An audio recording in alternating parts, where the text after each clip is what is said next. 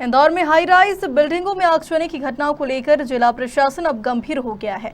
मंगलवार को कलेक्टर आशीष सिंह ने अधिकारियों की अहम बैठक ली है, जिसमें आगजनी की घटनाओं को नियंत्रित और संसाधनों की समीक्षा की है। वहीं मीडिया से चर्चा करते हुए कलेक्टर ने कहा कि फायर सेफ्टी को लेकर शहर की G+3 और ऊंची बिल्डिंगों की जाँच होगी और मानक सुरक्षा के इंतजाम नहीं होने पर बिल्डिंगों को सील किया जाएगा। इसके लिए जिला प्रशासन, नगर निगम और पुलिस प्रशासन द्वारा संयुक्त अभियान चलाया जाएगा। विगत दिनों में भी यहाँ पर एक घटना हुई थी और पहले भी इस प्रकार की कुछ घटनाएं होती रही हैं। उससे सीख लेते हुए कैसे इस तरीके की जो घटनाएं हैं, खासतौर पर जो अग्नि से संबंधित घटनाएं हैं, वो ना हो, और अगर ऐसी कोई घटना होती है तो किस तरीके से तत्काल हमारी टीम पहुंचकर वहां पर ऑपरेशन अपना कर सके, चाहे वो बुझाने का हो या रेस्क्यू ऑपरेशन कर सके, इस हेतु चर्चा करी गई है।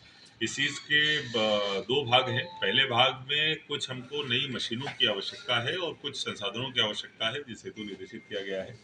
जैसे जो गाड़ियां हमारे पास में पर्याप्त रूप से मौजूद हैं जो आग बुझाने के लिए हैं, लेकिन कुछ ड्राइवर्स की कमी है। तो कम से कम 10 ड्राइवर्स और कुछ उसके साथ जो हेल्पर लगते हैं, उनको तत्काल रूप से बढ़ाने के लिए इस बैठक में फैसला किया गया है। वो अगले 1-2 दिनों में हम लोग उपलब्ध करा देंगे।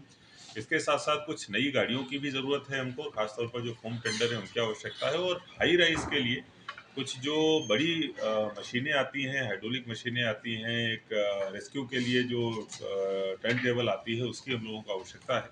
तो उस हेतु नगर निगम की टीम और एसपी फायर की टीम बैठकर डिसाइड करेगी कि कौन-कौन से हमको गाड़ियों की तत्काल आवश्यकता है, और उसका प्रस्ताव हम लोग शासन को भेजेंगे। कुछ हमको आवंटन भी प्राप्त हुआ है, उससे खरीदी की प्रक्रिया को प्रारंभ किया जाएगा। तो कुल मिलाकर अगर ऐसी कोई घटना होती है तो उसके लिए हमारे पास प्रिपेयर्डनेस हो, हमारे पास में संसाधन, चाहे मानव संसाधन हो, चाहे मशीनरी के संसाधन हो, पर्याप्त रूप से हो, ये तत्काल सुनिश्चित किया जाएगा। इसके साथ-साथ जो खास तौर पर G+3 या उससे ऊपर की बिल्डिंग्स हैं, चाहे वो आवासीय हों, चाहे कमर्शियल हों, हॉस्टल हों, हॉस्पिटल हों, उन सभी में सुरक्षा के पर्याप्त इंतजाम किए गए हैं कि नहीं किए गए हैं, ये भी देखना बहुत ज़रूरी है, क्योंकि अगर सुरक्षा के इंतजामात होते हैं तो तत्काल ही आग पे काबू पा लिया जाता है और रेस्क्यू ऑपरेशन की ज़रूरत नहीं पड़ती है। इस हेतु एक संयुक्त टीम बनाई गई है, जिसमें कि हमारे एसडीएम, संबंधित बिल्डिंग ऑफिसर और पुलिस के अधिकारी शामिल होंगे। G+3 से ऊपर की जितनी भी बिल्डिंग्स हैं, अगले 10 दिनों के अंदर सभी का निरीक्षण इनके द्वारा किया जाएगा। इसमें अंदर उनके द्वारा क्या सुरक्षा उपाय किए गए हैं, ये तो देखा ही जाएगा। इसके साथ-साथ बिल्डिंग में आने-जाने का पर्याप्त रास्ता मौजूद है कि नहीं मौजूद है, अगर कहीं ऐसी घटना हो जाती है तो उसके लिए सीढ़ियाँ पर्याप्त रूप से हैं या नहीं है, उनमें कोई ऑब्स्टेकल तो नहीं है। और अगर हमारी गाड़ी को जाने के लिए पर्याप्त रूप से ओएस छोड़ा गया है कि नहीं छोड़ा गया है, इस चीज़ की जांच कराई जाएगी। अगर आवश्यकता पड़ी और वहाँ पर इस प्रकार के इंतजाम नहीं मिले या इतनी जगह नहीं हुई, तो अगर आवश्यकता पड़ी तो हम लोग ऐसी बिल्डिंग्स को सील कराने की भी कार्रवाई करेंगे। ये भी निर्देशित किया गया है। इसके साथ-साथ जितने भी हॉस्पिटल्स इस कैटेगरी में आते हैं, हॉस्टल्स आते हैं, उनकी भी हम लोग जाँच कराएँगे। फायर सर्टिफिकेट होना अलग चीज़ है, लेकिन इसके साथ-साथ अगर फायर सर्टिफिकेट जब तक के लिए नहीं लिया जा रहा है, तब तक के लिए कम से कम फायर कंसल्टेंट के माध्यम से सुरक्षा के पर्याप्त इंतज़ामात कर लिए जाएँ, ये चीज़ अनिवार्य होगी। और अगर जहाँ पर ये भी चीज़ नहीं मिलेगी, उनको तत्काल प्रभाव से सील कराने की कार्रवाई करेंगे। देखिए, 2 प्रकार की चीज़ें हैं। एक तो जो प्रशासन की तरफ से हमें जो जानकारी मिली थी कि वहाँ पर दिन के समय सराफा में जो जूलरी से संबंधित काम होता है, उसमें बहुत सारे सिलेंडर्स यूज़ होते हैं। तो उसकी जाँच हमने कराई थी, सभी कमर्शियल सिलेंडर ही पाए गए थे, लेकिन चूँकि बहुत बड़ी मात्रा में वो यूज़ होते हैं, इसीलिए हमने आवश्यक अग्नि सुरक्षा के उपाय करने हेतु निर्देशित किया था, जो लोगों ने लगाए भी हैं। लेकिन लॉन्ग टर्म में इस चीज़ को, इस समस्या को ख़त्म किया जा सके, इसके लिए अवंतिका गैस से हम लोगों ने बात करी थी। उनके द्वारा एक प्रारंभिक सर्वे कर लिया गया है, मुझसे अनुमति भी प्राप्त कर ली गई है, जिसमें कि वहाँ तक लाइन डाल रहे हैं। अगर वो गैस की अपनी पाइपलाइन डाल देते हैं, तो ये जो सिलेंडर्स की आवश्यकता है, वो पूरी तरीके से वहाँ पर खत्म हो जाएगी और अग्नि सुरक्षा की दृष्टि से वो चीज़ पूरी तरीके से टेक केयर कर ली जाएगी।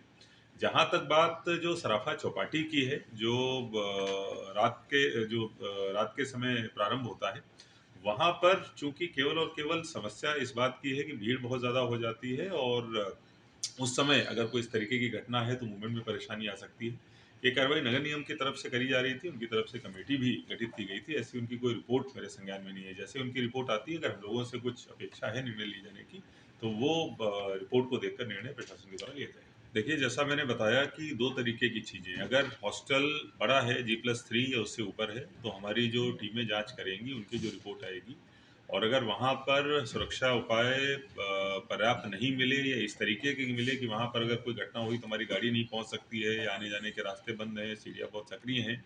अगर इस प्रकार की स्थिति बनती है, तो तत्काल उसको सील कराने की कार्रवाई करी जाएगी।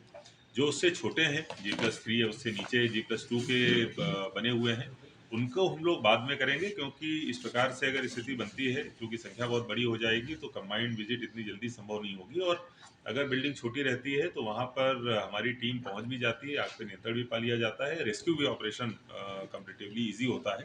तो हम लोग 2 चरणों में इसको ले रहे हैं, जो G+3 या उससे ऊपर के हैं, चाहे वो हॉस्टल हों या कहीं पर भी हों या हॉस्पिटल हों या फिर दूसरी बिल्डिंग्स हो, उनके ऊपर हम लोग प्राथमिकता से काम करेंगे और अगर आवश्यकता पड़ी तो उसमें सुधार के कार्य कराएँगे, अगर सुधार कार्य संभव नहीं होंगे तो सील कराएँगे।